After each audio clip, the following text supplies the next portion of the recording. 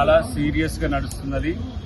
తెలంగాణలో కూడా పెద్ద ఎత్తున జరుగుతున్నది. దానికి శ్రీనివాస్ గౌడ్ గారు లాంటి వాళ్ళు, ఆర్ కృష్ణయ్య గారు లాంటి వాళ్ళు, మా వగ్రాభరణం లాంటి నాయకులంతా కూడా దానికి నాయకత్వం వహిస్తున్నారు. ఇప్పుడు నరహరి గారి పుస్తకం ద్వారా ఏంటంటే ఓబీసీలు యొక్క వారి చైతన్యం అనేది తెలిసింది. దాంతోపాటు ఎస్సీ ఎస్టీలు వారికి ఎట్లా మద్దతు చెప్పాలనేది ఒక చర్చ అయితే, దీన్ని రాజకీయాలకు అతీతంగా ఏ విధంగా ముందుకు తీసుకుపోవాలనేది ఓబీసీ సమాజం ద్వారా నిర్దేశించుకుంటుంది. నా వరకు వచ్చినప్పుడు నేను నా సమయాన్ని ఉద్యమం కొరకు వెచ్చించడానికి నేను సిద్ధంగా ఉన్నానని చెప్పి ఈ సమావేశంలో నేను చెప్పడం జరిగింది. దీనికి ప్రధానమైన ఉద్దేశం ఏంటంటే 50% ఉన్న ఓబీసీలు అన్ని రంగాల్లో కూడా వెనుకబడిపోతున్న వైనం నేను గమనించిన దేశవ్యాప్తంగా తిరుగుతున్న క్రమంలో. కాబట్టి నేను ఒక సామాజిక ఉద్యమకారుడిగా, తెలంగాణ ఉద్యమకారుడిగా, కాంగ్రెస్ పార్టీ నాయకుడిగా కూడా ప్రత్యక్షంగా ఓబీసీ ఉద్యమానికి నా మద్దతు ఉంటుంది.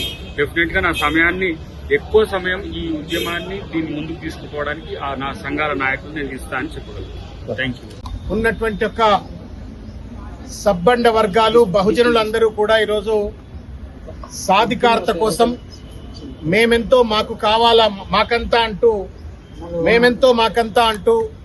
నినదిస్తూ పోరాటాలు చేయడానికి సమాయత్తం అవుతున్నటువంటి ఒక తరుణంలో పరికిపండ్ల నరహరి గారు, Indian administrative service officer, Madhya Pradesh cadre, Peddapalli parliament నియోజకవర్గ బిడ్డ, బహుజన బిడ్డ, తర్వాత ఆయనతో పాటుగా పృథ్వీరాజ్ సింగ్ అని చెప్పని ఒక అడ్వకేట్, మధ్యప్రదేశ్ చెందిన ఒక అడ్వకేట్, ఇద్దరూ కలిసి ఒక అద్భుతమైనటువంటి ఒక ఉద్యమ ఆయుధాన్ని పుస్తక రూపంలో ఇవాళ ఓబీసీ వర్గాలందరికీ కూడా ఈరోజు అందజేసినారు.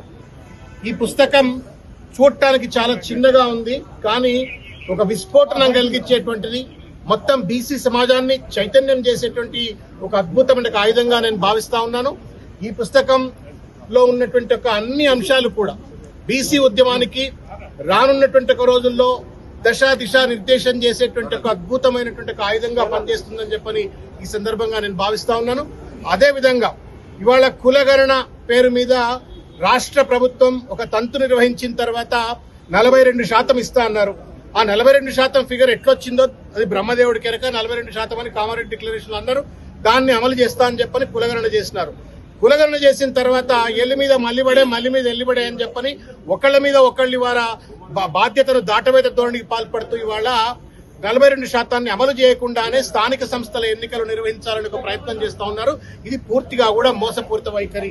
ఈ పుస్తకం ఓబీసీల పోరుబాట అన్నట్టు ఒక పుస్తకం వచ్చిన నేపథ్యంలోనైనా సరే రాష్ట్రంలో ఉన్నటువంటి ఒక ఓబీసీలందరూ కూడా, బీసీ వర్గాలందరూ కూడా ఈరోజు కాంగ్రెస్ ప్రభుత్వం చేస్తున్నటువంటి మోసపూరిత వైఖరిని తప్పనిసరిగా ఎండగట్టాలా.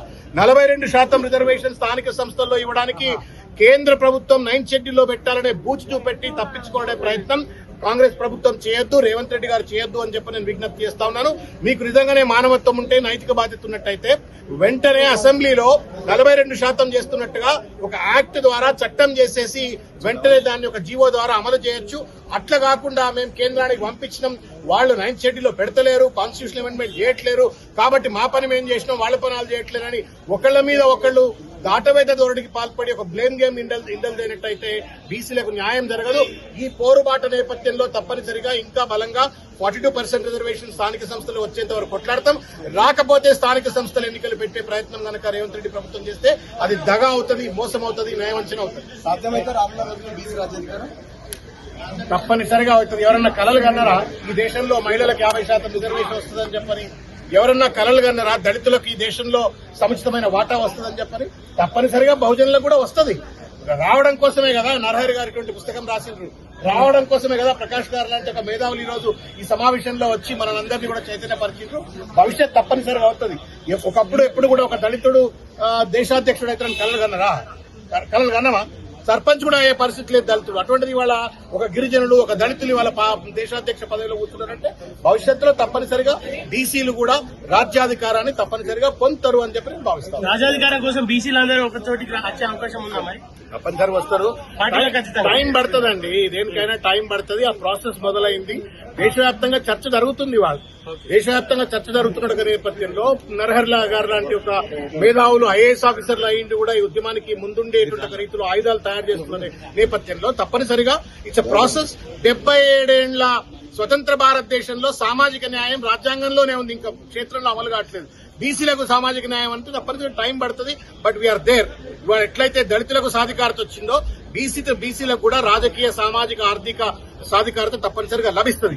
All that what we need is ఇట్లుండదు, ఇట్లుండాలా, ఇట్లా ఉంటుంది సిద్ధమైన నేను అనుకుంటున్నాను. కొత్త రోజులు గుర్తొస్తున్నాయి. ఎందుకంటే విలేకరుల మిత్రులు అప్పుడు కూడా ఇట్లే అడిగేవాళ్ళు, ఎక్కడైనా ప్రెస్ మీట్ పెడితే తెలంగాణ కోసం అందరు ఒకటైతారా, అందరు వస్తారా, తెచ్చి చూపెట్టాం. అదే జీవిత ఆశయం అనుకున్నాం, కానీ ఇంకొక ఆశయం మిగిలిపోయింది. బీసీ రాజ్యాధికారం అనేది కూడా మళ్లీ మొదలు పెట్టాలి, దానికోసం పోరాటం.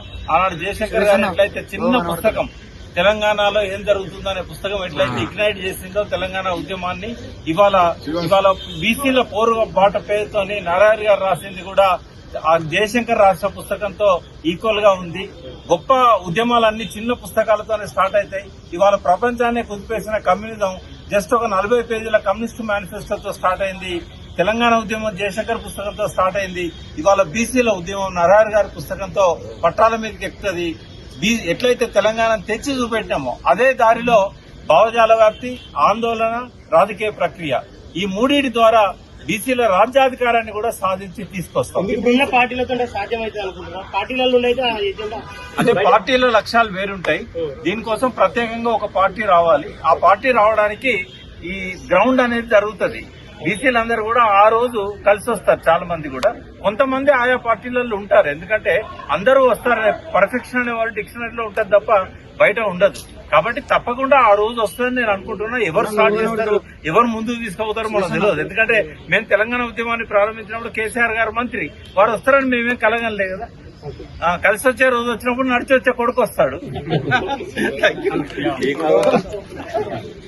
సీనియర్ ఐఏఎస్ అధికారి పరికిపండ్ల నరహరి గారి ఆధ్వర్యంలో ఓబీసీల పోరుబాట అనేటువంటి ఒక పుస్తకాన్ని ఇక్కడ తెలుగు యూనివర్సిటీలో ఆవిష్కరించడం జరిగింది. చాలా మంది పెద్దలు పాల్గొన్నారు. ప్రధానంగా పోరుబాటకు ఉండాల్సినటువంటి లక్ష్యం రాజీ లేకుండా ఉండాలనేటువంటి విషయాన్ని మేము చాలా కరాఖండిగా చెప్పాం. చరిత్ర ఆరంభమైనప్పటి నుండి నేటి వరకు జరుగుతున్నటువంటి పరిణామాలన్నీ కూడా ఓబీసీల పోరుబాట పుస్తకంలో చాలా గొప్పగా ప్రతి విషయాన్ని కూడా ఉటంకించడం జరిగింది. మనం ఎప్పటికి కూడా ఈ దేశంలో ఓబీసీల రాజకీయ విషయాలు కావచ్చు, రిజర్వేషన్లు కావచ్చు, ప్రయోజనాలు కావచ్చు, ఈ విషయంలో తమిళనాడునే మనం ఆదర్శంగా తీసుకుంటున్నాం. కారణం ఏంటంటే సిద్ధాంతం విషయంలో రాజకీయ సిద్ధాంతాలకు, ఎజెండాలకు, పార్టీలకు భిన్నంగా అక్కడ అందరూ ఏకమవుతున్నారు. కాబట్టి వాళ్ళ ఎప్పటికీ కూడా తమిళనాడే మనకు ఆదర్శం అవుతున్నది. ఆ విధమైనటువంటి సంఘటిత శక్తి వాళ్ళ తెలంగాణలో ఆరంభమైంది. అనేక రాజకీయ పార్టీల్లో ఉన్నటువంటి బీసీ నాయకులు కావచ్చు, బీసీ సంక్షేమ సంఘం లాంటి నాయకత్వాలు కావచ్చు, ఇవాళ రాజీ లేనటువంటి పోరాటాలు చేస్తున్నటువంటి సందర్భాలు కనబడుతున్నటువంటి నేపథ్యంలో ఓబీసీల పోరుబాట అనేటువంటి పుస్తకం ఒక దిక్సూచిగా నిలుస్తుందని చెప్పి నేను తప్పనిసరిగా భావిస్తా ఉన్నాను. ప్రధానంగా రాష్ట్రంలో 42% రిజర్వేషన్ల విషయమై స్థానిక సంస్థల్లో మరొక ప్రామాణికమైనటువంటి పద్ధతుల్లో ముందుకు పోతే ఖచ్చితంగా బీసీలకు న్యాయం జరుగుతుంది.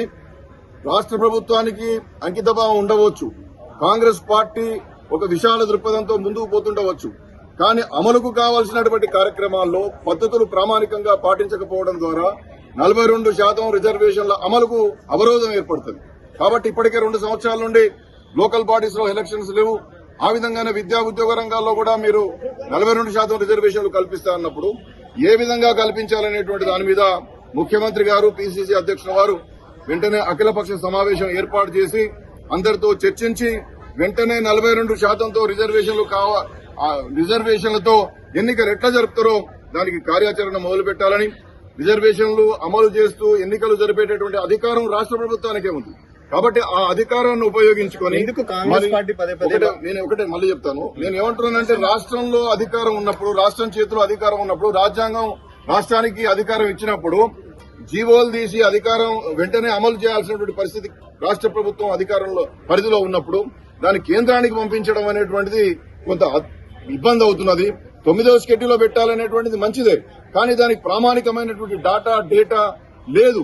ఆ డేటా లేకుండా పద్ధతులు పాటించకుండా మీరు కేంద్రానికి పంపించేటటువంటి ఏ బిల్లులైనా అవి అక్కడనే ఉండిపోతాయి. దానివల్ల రాష్ట్రంలో ఉన్నటువంటి బీసీలకు అన్యాయం జరుగుతుంది. కాబట్టి ఆ పద్ధతులన్నీ పాటిస్తూ వెంటనే ఎన్నికలకు సిద్దం కావాలంటే 42% సంబంధించినటువంటివి ఇక్కడ ఉన్నటువంటి బిల్లులను చట్టం చేయండి, గవర్నర్ గారి ఆమోదంతో జీవోలు తీయండి, ఎన్నికలు జరపండి. మీరు ఇచ్చినటువంటి హామీ మేరకు 42% అమలు చేయాలని చెప్పి మేము రాష్ట్ర ప్రభుత్వానికి విజ్ఞప్తి చేస్తున్నాం. ఆ దిశగా కూడా బీసీల పోరుబాట అనేటువంటి దాంట్లో నిఖచ్చితంగా ఇవాళ పిసిసి అధ్యక్షుల వారు కావచ్చు, ఈటల రాజేంద్ర గారు కావచ్చు, దాసో శ్రావణ్ గారు కావచ్చు, అద్దంకి దయాకర్ గారు, జాజుల శ్రీనివాస్ గౌడ్ గారు, మేమందరం కూడా కరాఖండిగా బీసీల విషయంలో రాష్ట్ర ప్రభుత్వం ఒక సానుకూల దృక్పథంతో ముందుకు రావాలి. అప్పుడే బీసీలకు ఒక సరైనటువంటి మార్గ నిర్దేశనం ఇచ్చినటువంటి ప్రభుత్వంగా నిలబడుతుందని చెప్పి మేము సూచన చేయడం జరిగింది. మీరేమో డేటా చెప్పలేదంటారు, మరి మమ్మల్ని చూస్తే దేశవ్యాప్త కులగణన స్టార్ట్ చేసింది. దాని గురించి నేను చాలాసార్లు చెప్పాను. స్వతంత్ర కమిషన్ ద్వారా చేయించమని నేను చెప్పినప్పుడు వాళ్ళు స్వతంత్ర కమిషన్ ద్వారా చేయలేదు. అది చేయకపోవడం ద్వారా నిలబడదు. ప్రభుత్వము ప్రణాళిక విభాగం ద్వారా చేసేటటువంటి అధికారులు చేసేటటువంటి సర్వే నిలబడదని మనకు బీహార్ ద్వారా చాలా స్పష్టంగా తెలిసింది. బీహార్ అధికారులను పిలిపించి చర్చించి అన్ని చేసిన తర్వాత కూడా వీళ్ళు బీహార్ మోడల్లోనే పోయారు. కాబట్టి అది నిలబడదు. ఆల్రెడీ పాట్నా హైకోర్టు జడ్జిమెంట్ మనకు ఉన్నప్పుడు మళ్ళీ అధికారులు చేసేటటువంటి సర్వే ఎట్లా నిలబడుతుంది? కాబట్టి ఇప్పటికైనా ఆ యొక్క డాటాను ఒక స్వతంత్రమైనటువంటి కమిషన్ వేసి ఆ కమిషన్ ద్వారా 50% దాటడానికి కావాల్సినటువంటి అన్ని అనాలిసిస్ చేసి వెంటనే చట్టం చేసి చట్టం ద్వారా దాన్ని అమలులోకి తీసుకురా